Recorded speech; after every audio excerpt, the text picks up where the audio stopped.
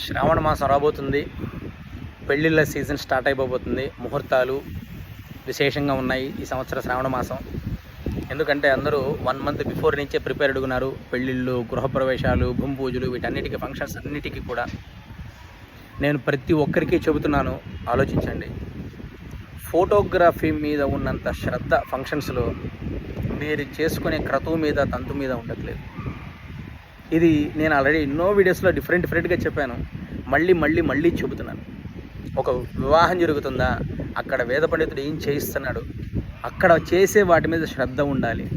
న్యాచురల్గా ఫొటోస్ తీసుకోమనండి, వాటికి నేను యాంటీ కాదు. చేసే క్రతువుని ఆపి మరి వికృత చేష్టలు, పెళ్లి మండపం పైన వధూవరుల చేత ముద్దులు పెట్టించుకోవడాలు, ఇటువంటి వికృతపు చేష్టలకి నేను యాంటీ.